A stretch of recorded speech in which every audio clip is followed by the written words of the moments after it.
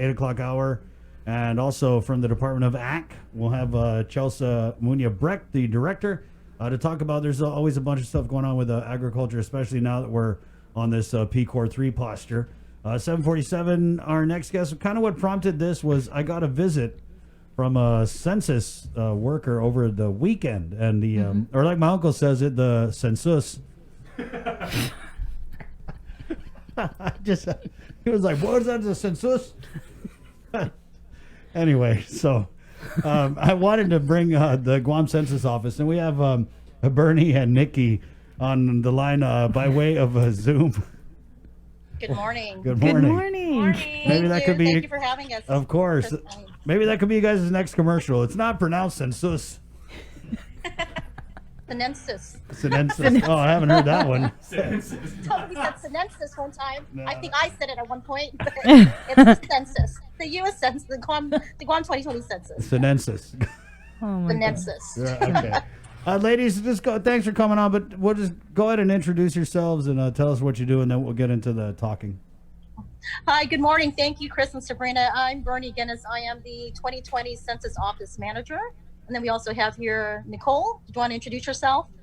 Hi, everyone. My name is Nicole Kanata. I am the Partnership Specialist at the 2020 Census of Guam. All right. And so we had brought you guys on because I know we've been playing the commercials, right? But people are out there conducting the census, which is so key in terms of, how much of the federal we're going to get. Nice. So maybe if you could just tell us the status of the census operations, and then I kind of want to go into the different ways that people can respond to it in this pandemic. So whichever one of you ladies wants to take the floor on those questions, please do. I can kind of start. We're more than halfway completed with the data collection. The data collection really entails, there's a couple, there's the housing enumeration that's being conducted. We just completed our group quarters. Group quarters includes like DYA, DOC, group settings. That just was recently completed in the month of July. So we're very proud of that, very proud of our team. There's also transitory and also military enumerations that were also completed. So our main focus now is the housing enumerations. That will go all the way until September 15. So really we want to motivate and encourage the general public, the community to, if they have received, and I'm going to pull this out, this is the notice of visit. And you'll see a lot of our advertisements or a lot of our social media, and we reference it a lot. We talk about, have you received the notice of visit? There is a number that is included into this particular document. And that number number correlates to a particular call center. A contact number, main number within our call centers. Along that, there's map spots. There's numbers below. Again, it identifies your residence. So once you receive this notice, you just call in the number. We've got our enumerators ready to assist you, and you can conduct the actual enumeration, the questionnaires on the phone. It's really simple. But again, too, if you have yet to receive anything or have not received it, you can call our main line, which is 645-2020. From there, we can have the receptionist will go ahead and take some pertinent information down from you, ask more so like the village where you're from, and then go ahead and transfer you to one of our district call centers. The folks there are waiting and they're available, and you can make an appointment to do the questionnaires via the telephone, immediately on the phone, or you can also make an appointment for one of our enumerators to go out to your resident and do an in-person interview.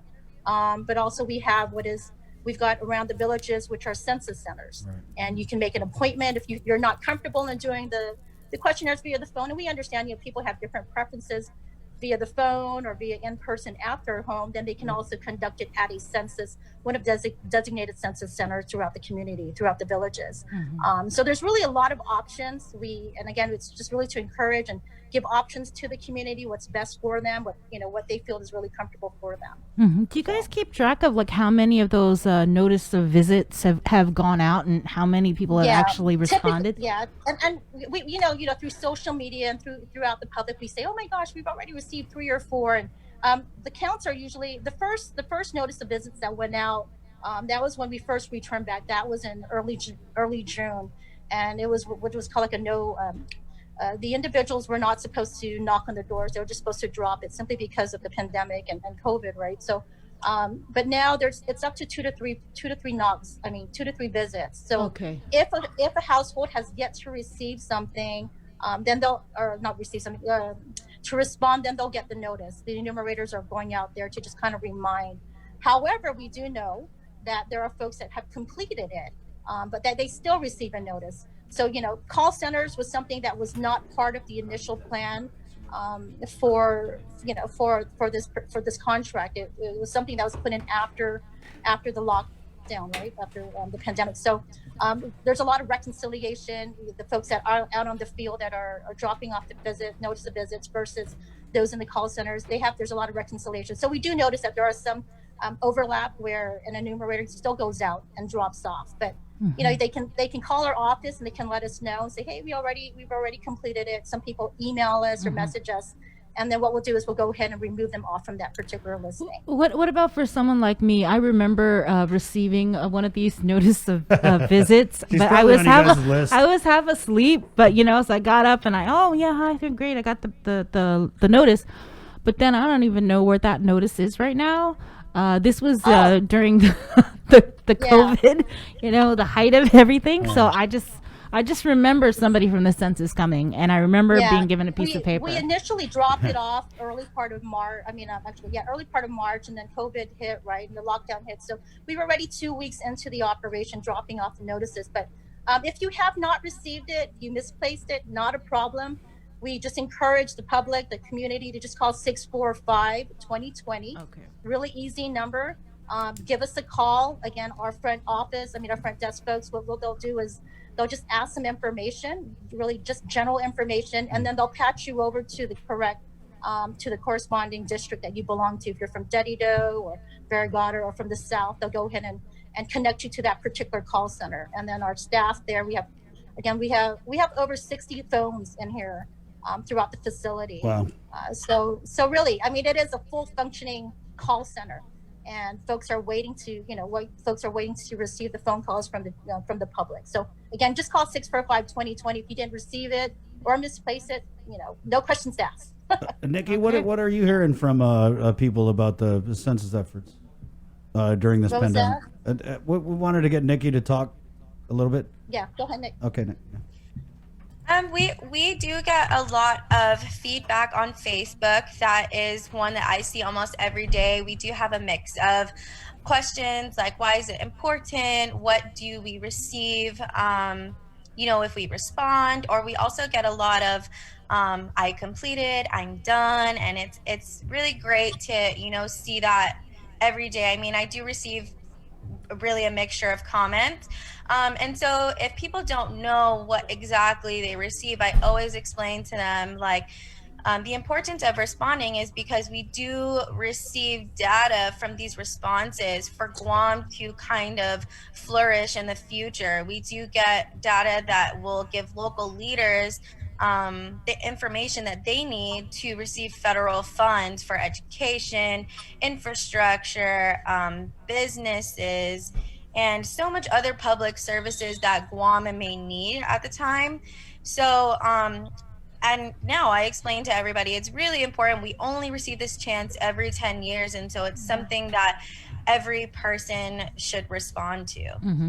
What about, and one of our viewers here has a concern, and it's a valid one, that what do you say to people who are kind of afraid or a little leery to give some of their personal information over the phone? Right. So every employee at the census office is sworn and bound by something called Title 13.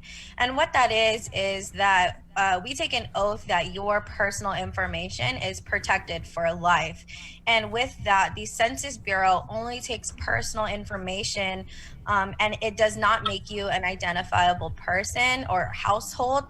We just take that strictly for statistical purposes. We do not, and the Census Bureau is not allowed to give that information to any other government agency.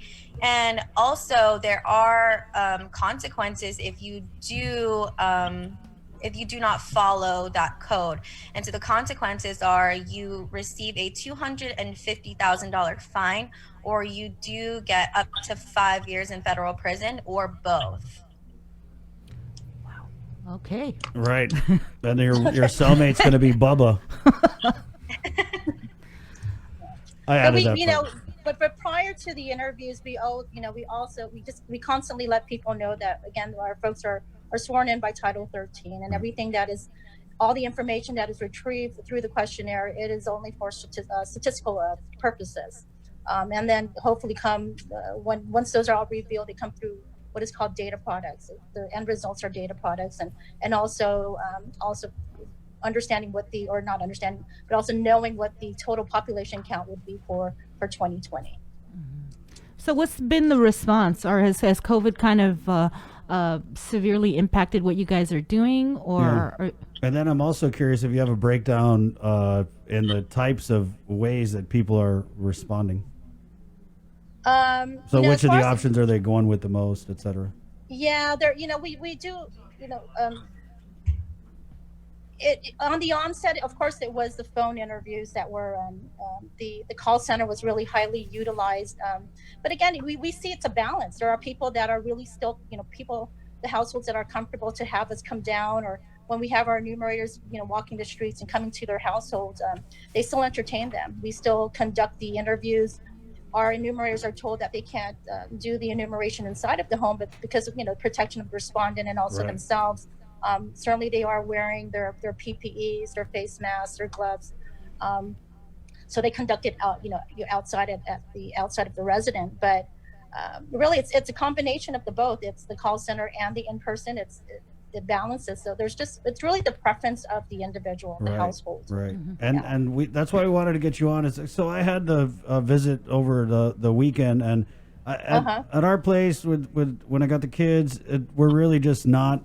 I mean, I'm not even answering the door if I don't know who you are, and I'm not. Of course, yeah. So no strangers. We do have a couple familiar strangers, I like to call them, who do come over. But so the census. A lady had come. I saw her go all around all the houses. I mean, no one was really.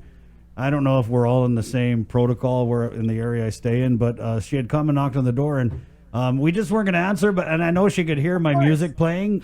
Of course. So the kitchen window is kind of like you open it, and then there's the front door. So I just opened it a little, man. And when I look back at it, I'm probably thinking that she thought I was rude, and she's probably like, "Oh, Barnett. Chris Barnett is stuck up, and man, that guy was so mean." But all I said was, I was like, "Ma'am, I'm sorry, I'm not accepting any, we're not doing any visitors," and that's that. And but she, in her defense, because I just want you to know that this lady needs a raise, because she really was trying. She was like, "No, sir, all we have to do," and I was like, "Ma'am, no, we're just not accepting any visitors. I've got the kids in here. I'm making breakfast, 5 different breakfasts, And so she again persisted that she was trying to say something, and I was like, "Look, okay, ma'am, I play the commercial at my work. I know that I can make an appointment, and so I'll go ahead and I'll make an appointment." And so she finally caved, and she was like, "Okay, sir, you know what? I'm just going to put this paper right over there by the door." So that's what ended up happening. And I kind of thought to myself, how many other people just don't even bother telling or even answering? And so that's why because I understand how important it is to get this census, all counted so we can get the federal money and all that stuff. And so that's why I wanted to bring you on, because I feel like if I'm that way, are other people kind of just, not coming to the door? Do they have to make a quota? Yeah. What was that? Is there a quota that they have to meet? Well, all the enumerators and the teams are from the different districts. They are assigned a handful of the questionnaires, so they want to ensure that they complete it before they close out particular. They're called BCUs, but they're booklets of all of the residents that are assigned to them. So they, your particular enumerator I'm sure she was very aggressive, and she just wanted to make sure that she closes it out. Not aggressive. Yeah, I don't want to get her in trouble. She was persistent. Oh, no. And we really recognize that the community, I mean, COVID is something worldwide, and it wasn't expected, more so for us too, right? And so we're very understanding of that for the community, and that's why the call center, and just with our media partnerships and just going out there and just putting through social media, through print ads, through the commercials, I'm just really emphasizing, like, hey, you don't have to do it in person. there is the call center, and it's really easy. You just give us a call. If you don't know the number, just give us a call at 645-2020, and then just do the questionnaire via our call centers. Right. Okay. So I also wanted to add on to what you were saying, Bernie, that along with the call center hours, we do try and make it most accommodating for our residents to respond. Our call center is open from 8 a.m. to 8 p.m. So that gives, people that are at work or just really busy with the kids, the time to kind of find some free time to respond. So that's also one thing. And then, we really do accommodate if they email us. We have folks emailing us, sending us messages through social media for special accommodations, and we'll do that. We'll make, again, we also have what is the census centers that's throughout the villages. Typically it's the mayor's office or a community center. If a folk they're not comfortable having it at their home, then we will make the appointment. So we try to do as much as we can to make the opportunity to complete the census accessible to everyone. Right, and that's why I wanted to bring you, ladies. Thank you so much for against the top of the hour. Thanks, Nikki. Thanks, Bernie. Thank you. Thanks, Nikki. Thanks, Bernie. All right, thank Be you, safe. Chris. Wash your thumbs. Okay. 645-2020. Thank you. There you go. All right. Okay, that number again is, as Bernie said, 645-2020. I hope you find that paper, Bree. Boy, we just struck out on the census response. They're like, we got to do a commercial. Call. These guys like batting 0 for 2 in here on the census. It's 8:03. We're KUAM FM in Hagåtña, Guam. We're going to go ahead and sign off to our viewers on KUAM TV 11. Thank you so much for watching. Hey, come on over to our Facebook Live feed. The water is fine. It's Edward R. Murrow award-winning water, so dive right in. We'll take a short break. We're coming back with Lieutenant Governor Josh Tenorio.